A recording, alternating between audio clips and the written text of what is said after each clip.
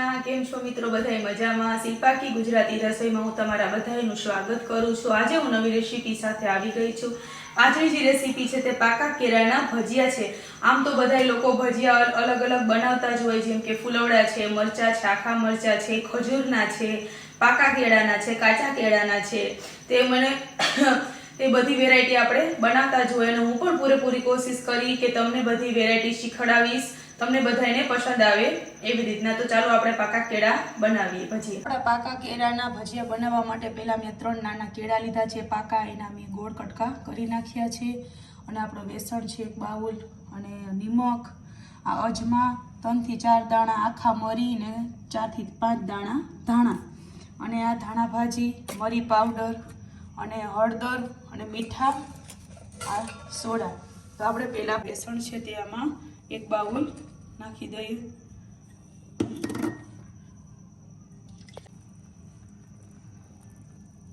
હવે આપણે આમાં પાણી એડ કરીને આનું બેટર બનાવી દઈએ. આવી રીતના આપણે એનું બેટર બનાવી લઈએ. આનું મીડિયમ રાખવાનું છે, આછું નહીં અને ઘાટું નહીં.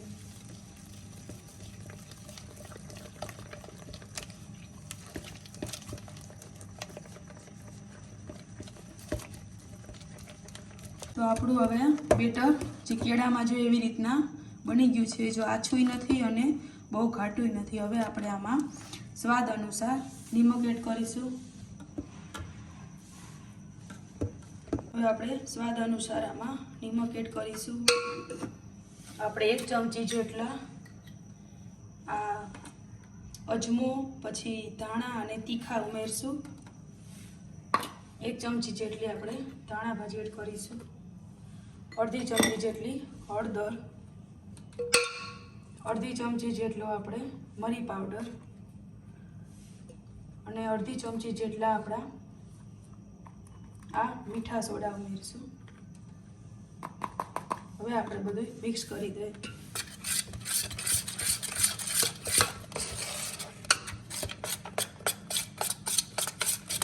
હવે જોઈએ તો ઉપરથી થોડુંક પાણી એડ કરી શકીએ.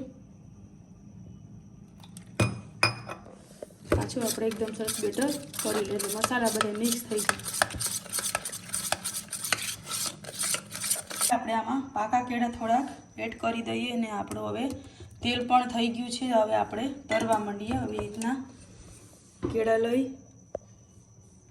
અને આપણે આવી રીતના એને એકદમ ડીપ કરવાનું ચણાના લોટમાં, અને આપણે હવે ગરમ તેલમાં તરવાના.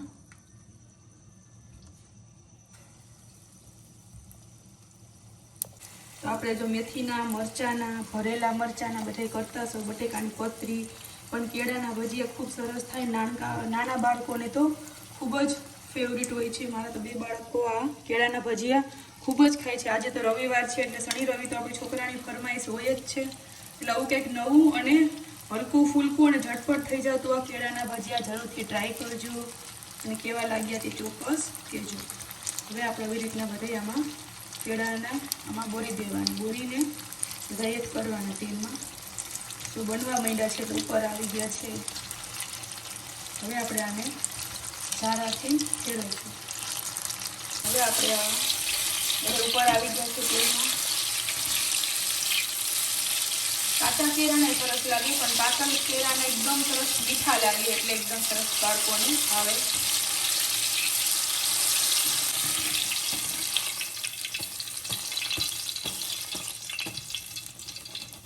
આપણે હવે એક ખોલીને જોઈ લઈએ. આપણો હવે આ બીજો ઘણવો પણ તૈયાર થઈ ગયું છે, જોઈ શકો.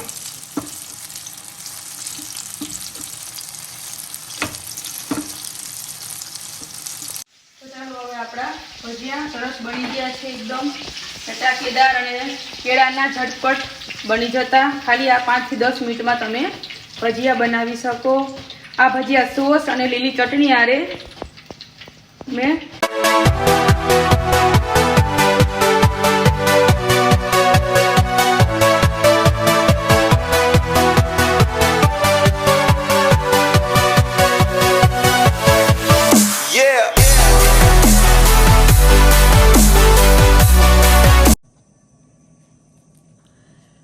તમે જોઈ શકો આપણા પાકા કેળાના ભજીયા એકદમ સરસ બની ગયા છે. આને મેં આજે આપણે ખાટી મીઠી ચટણી છે અને બાળકોનું સ્પેશિયલ ટોમેટો કેચઅપ છે એની હારે તમે ખાઈ શકો.